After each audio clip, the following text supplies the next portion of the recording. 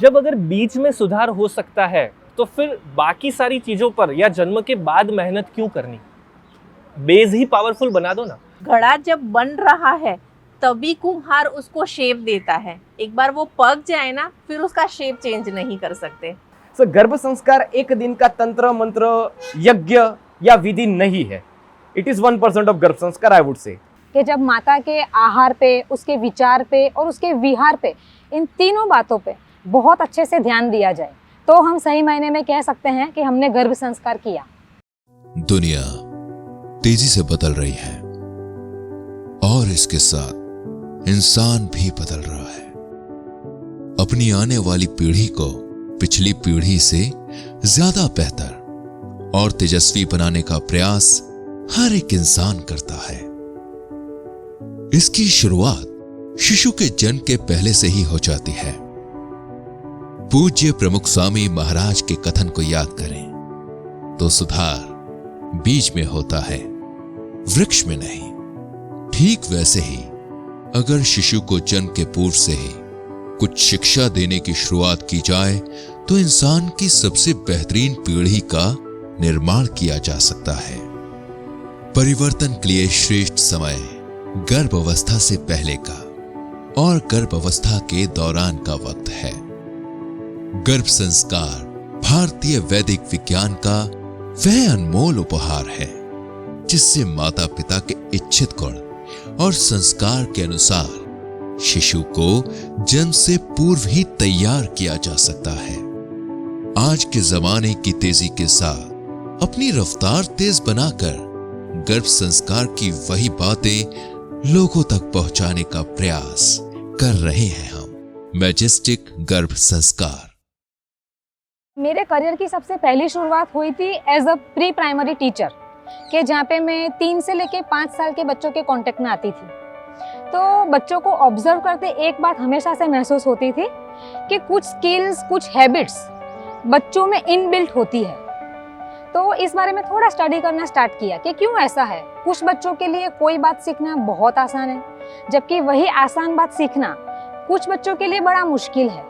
तो ये क्या वजह है? क्या ये जो हैबिट्स है, नेचर है, स्किल है, वो बच्चे के पूर्व संस्कार है या फिर गॉड गिफ्ट है? 12 साल इंजीनियरिंग कॉलेज में यंग स्टूडेंट्स के साथ काम किया।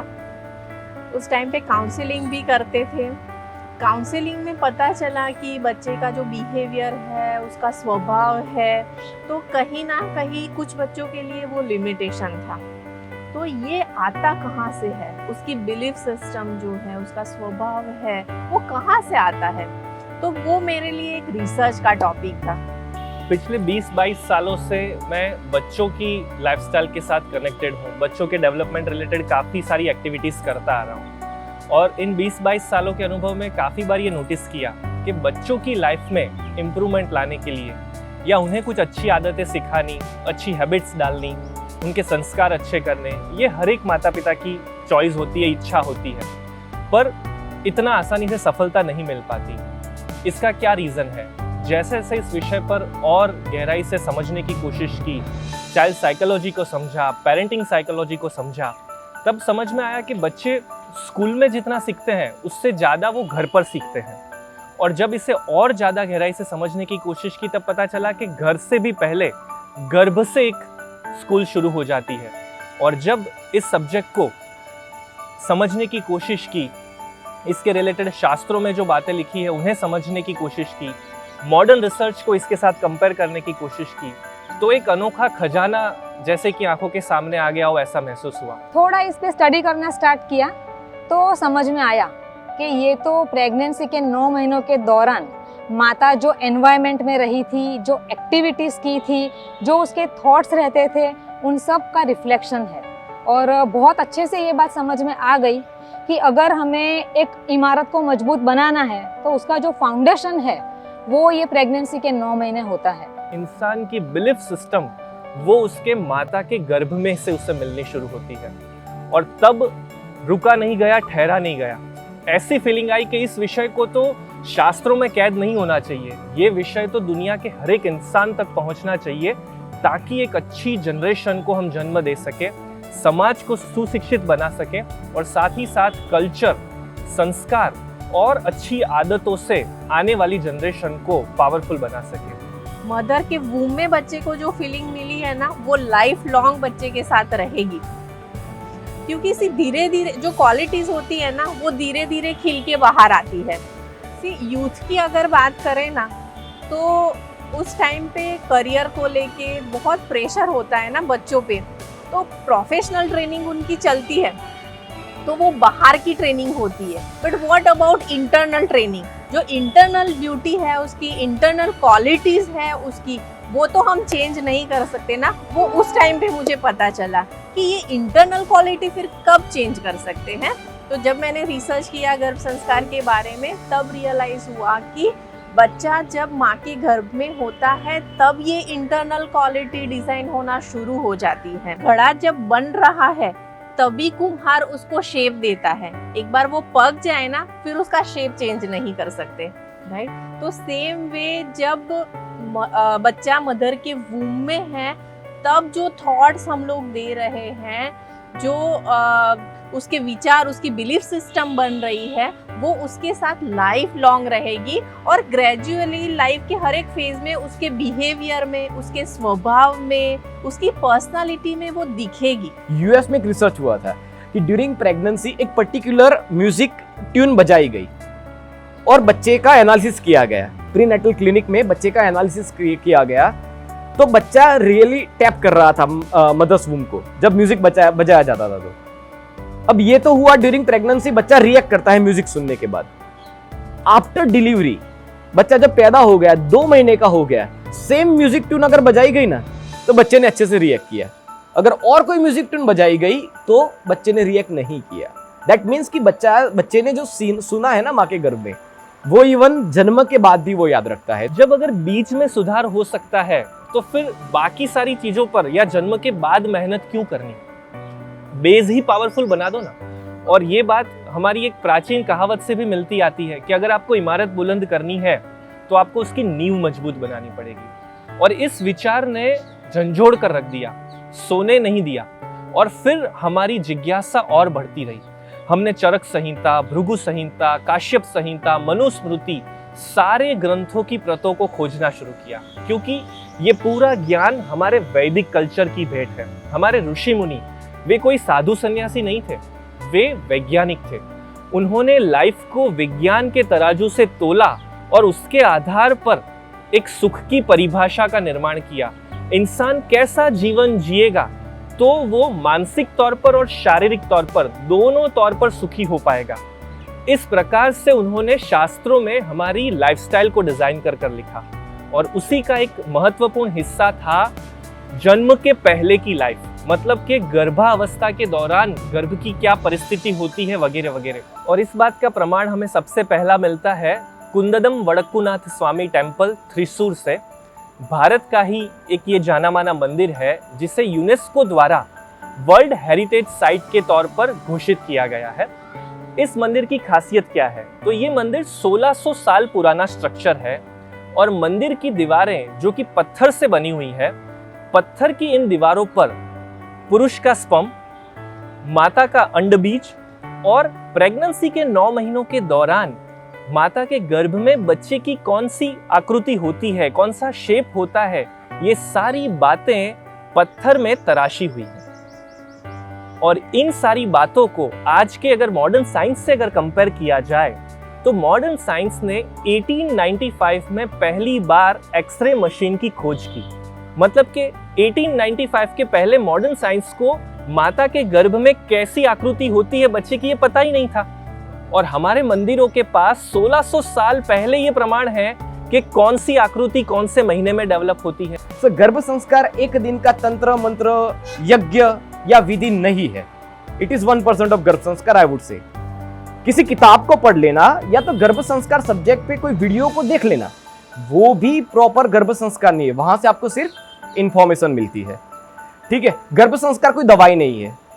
गर्भ संस्कार के बारे में कई लोग ऐसा भी समझते हैं कि लड़का या लड़की पैदा करने का एक तरीका। नो, दैट इज नॉट गर्भ संस्कार। गर्भ संस्कार सिर्फ योगा और डाइट भी नहीं है। गर्भ संस्कार is a process, it is a lifestyle of a pregnant lady. हम जब से प्लानिंग करते हैं, लाइक हमें बच्चे की जब से इच्छा होती है, तब से लेके हम बच्चे को इस दुनिया में लाते हैं, ये जो पूरा ड्यूरेशन रहता है, ऑलमोस्ट 1 ईयर टू 1.5 ईयर का ये टाइम रहता है, तो वो पूरे टाइम एज अ कपल आपको जो कुछ फॉलो करना है, वो सारी activities, particular lifestyle, that is called गर्भ संस्कार। कि जब माता के आहार पे, उसके विचार पे और उसके विहार पे, इन तीनों बातों पे बहुत अच्छे से ध्यान दिया जाए, तो हम सही मायने में कह सकते हैं कि हमने गर्भ संस्कार किया। गर्भ संस्कार डेली फॉलो होना जरूरी है, क्योंकि बच्चे का डेवलपमेंट भी तो डेली होता है ना। बच्चे का डेवलपमेंट हर एक मिनट पे होता है। मॉडर्न साइंस ये बात प्रूव कर चुका है कि 1 मिनट में बच्चे के दिमाग के 2.5 लाख न्यूरॉन्स क्रिएट होते हैं। तो कभी आप एक किताब ले आए या जस्ट यज्ञ करवा दिया, उसको हम कंप्लीट गर्भ संस्कार कैसे बोलेंगे? अल्टीमेटली गर्भ संस्कार is the lifestyle of pregnant lady. गर्भ संस्कार की जो बात है वो 16 संस्कारों में प्रथम 3 संस्कारों के आधार पर बताई गई है। पहला संस्कार है गर्भाधान संस्कार। पहली बार जब माता पिता तय करते हैं कि हमें बच्चा कंसीव करना है, तब से लेकर कंसीव करने तक की जो प्लानिंग की प्रोसेस है, उसके बारे में वहां पर मार्गदर्शन दिया गया है। फिर आता है पुंसवन संस्कार। कंसीव करने के पहले दिन से लेकर डिलीवरी के दिन तक क्या क्या करना चाहिए, उसकी विस्तृत जानकारी बनता है पुंसवन संस्कार। और तीसरा संस्कार आता है श्रीमंतोन्नयन संस्कार, जिसे आजकल हम बेबी शावर के नाम से भी जानने लगे हैं। ये संस्कार 7वें महीने के बाद होता है, मतलब कि डिलीवरी का समय अब नजदीक आ गया है। तो डिलीवरी के लिए माता को मानसिक तौर पर तैयार करने की जो पूरी विधि है, इसे हम श्रीमंतोन्नयन संस्कार के तौर पर, उत्सव के तौर पर मनाते हैं। तो हर एक प्रक्रिया को बड़ी बारीकाई से समझते हुए हमारे ऋषि मुनियों ने 16 संस्कार के पूरी रचना की थी। गर्भोपनिषद का एक श्लोक कहता है, व्याकुलित मनसा अंधा खज्जा कुब्जा वामना भवंती। मतलब कि अगर प्रेगनेंसी के दौरान माता नेगेटिव विचार करती है, डिप्रेशन में रहती है, दुखी रहती है, रोती रहती है, तो शारीरिक तौर पर या मानसिक तौर पर क्षति वाले बच्चे का जन्म हो सकता है। और इसका बिल्कुल विपरीत, अगर प्रेगनेंसी के दौरान माता खुश रहती है, पॉजिटिव रहती है, तो एक अच्छे सर्वगुण संपन्न संतान का जन्म हो सकता है। तो ऑब्वियसली ये सारी बातें या तो संस्कृत भाषा में हमारे श्लोकों में लिखी हुई थी, अदरवाइज इसे मॉडर्न साइंस के साथ, रिसर्च पेपर्स के साथ कंपेयर करना था।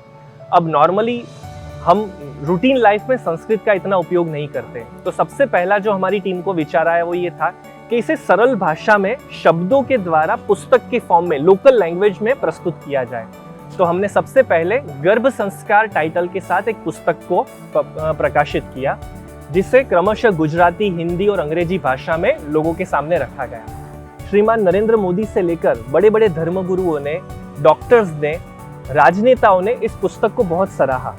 इस बुक की एक बहुत खास बात थी कि बुक को इस तरह से डिजाइन किया गया था कि प्रेगनेंसी का टाइम, कि जब काफी सारे फिजिकल मेंटल चेंजेस चलते हैं लेडी में, तो रीडिंग मजा नहीं देता है उसे। तो बुक को ये थॉट के साथ डिजाइन किया गया था कि उसे पढ़ने में मजा आना चाहिए, उसको रुचि आनी चाहिए। तो बुक में इतने अच्छे अच्छे ब्यूटीफुल पिक्चर्स डाले गए थे, बहुत ही शॉर्ट में राइटअप किया गया था कि लाइक 100 शब्दों की जो बात है वो अगर 10 शब्दों में कही जा सकती है, तो हमें 100 शब्द नहीं देने हैं। 8 साल की यात्रा के दौरान मुश्किल से 30-35 हजार लोगों तक पुस्तक पहुंच पाई थी।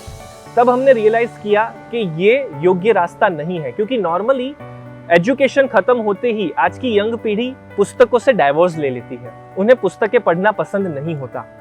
तो ये ऑडियंस मेजॉरिटी कहाँ पर है? तो फिर क्लिक हुआ कि we must shift on digital, हमें डिजिटल पे जाना होगा, कि जिसके जरिए हम सिर्फ अहमदाबाद, गुजरात में नहीं, इंडिया में भी नहीं, पूरे वर्ल्ड के हर एक कोने तक लोगों तक पहुंच पाए।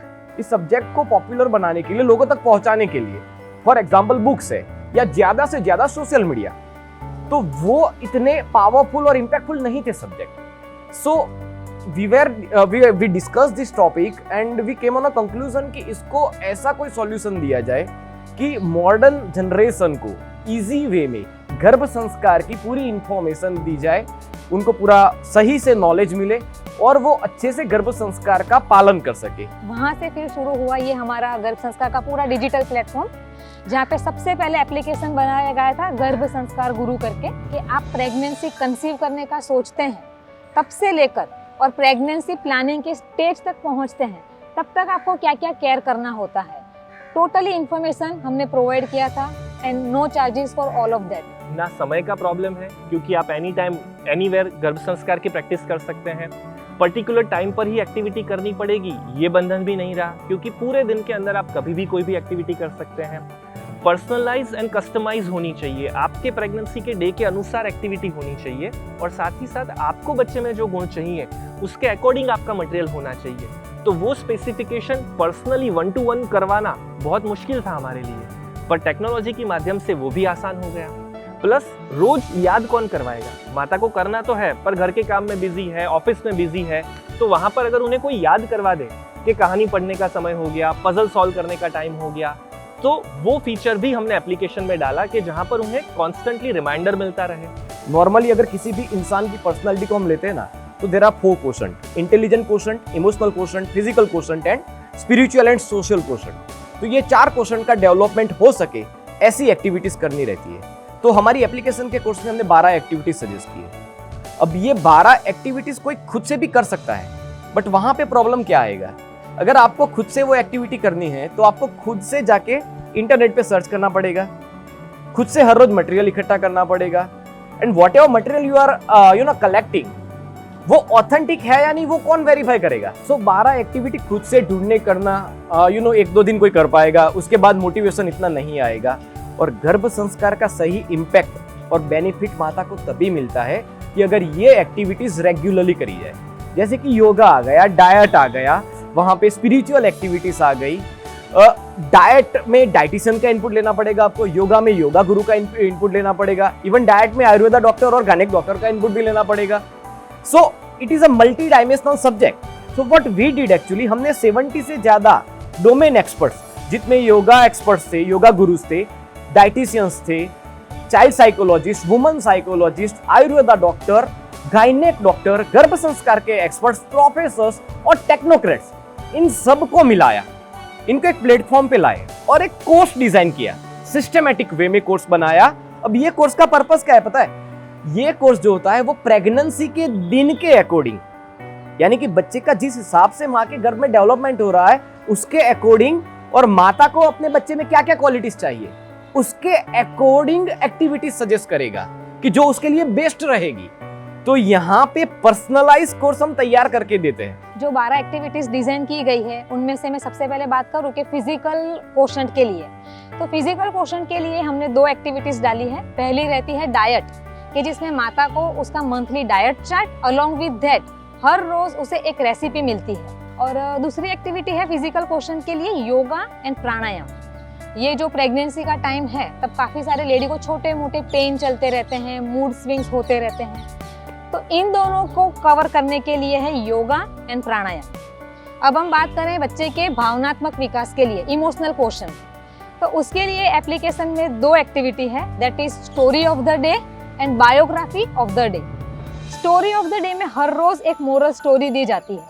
जब माता वो स्टोरी को पढ़ती है तो ऑफ कोर्स बच्चे के साथ भी एक अच्छा कनेक्ट उसे मिलता है। सेकेंड जो मैंने बताया बायोग्राफी ऑफ द डे, ये सेगमेंट किस लिए रखा गया, तो जिससे माता को भी ये विचार मिले कि महान इंसान है वो महान क्यों बनते हैं, कैसे बनते हैं, वो क्या विचार रखते हैं कि जो उन्हें महान बनाता है। जितने भी महान इंसान हैं उनकी लाइफ में से बेस्ट इंसिडेंट हमने कवर करने की कोशिश की है।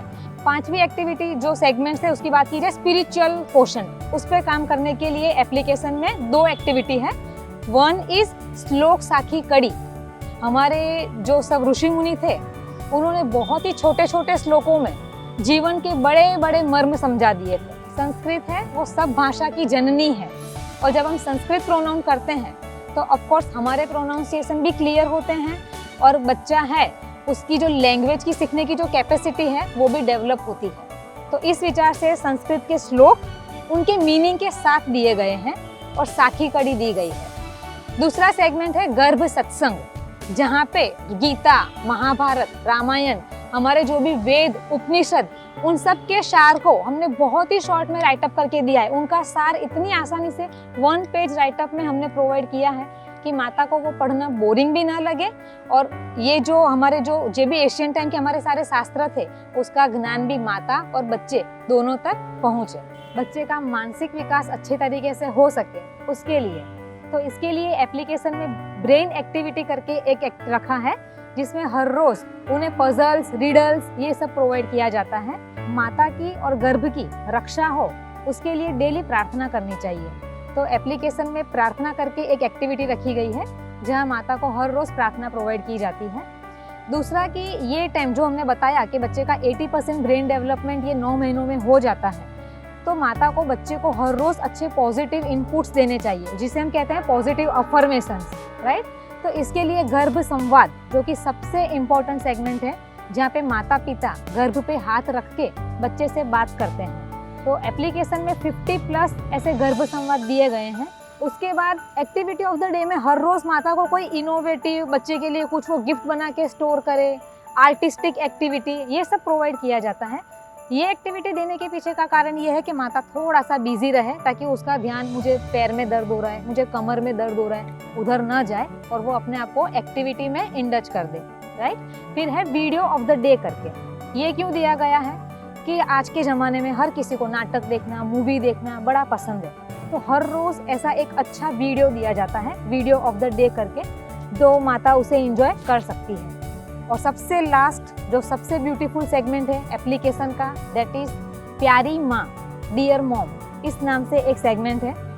इसमें बच्चा है वो माता को हर रोज एक संदेश देता है और वो उसे खुश रहने के लिए, सकारात्मक रहने के लिए हेल्प करता है। तो इस तरह से ये पूरे 12 एक्टिविटीज को मिला के ये एप्लीकेशन बनता है। एप्लीकेशन इज लाइक एक थाली आपको परोस दी गई है जिसमें बैलेंस डाइट है, सब कुछ है। 2-3 सब्जी है, रोटी है, पापड़ है, छाछ है, सलाद है, चावल है, सब कुछ है ना। तो बस उसको खाना ही है डायरेक्टली।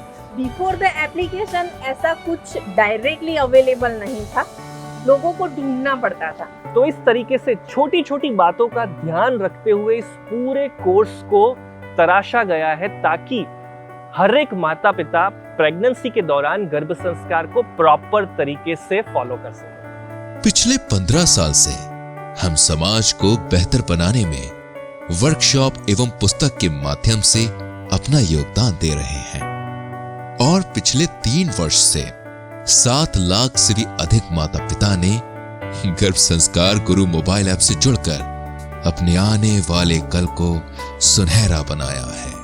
आप भी गर्भ संस्कार गुरु ऐप ज्वाइन करें और अपने आने वाले बच्चे के भविष्य को समृद्ध बनाएं।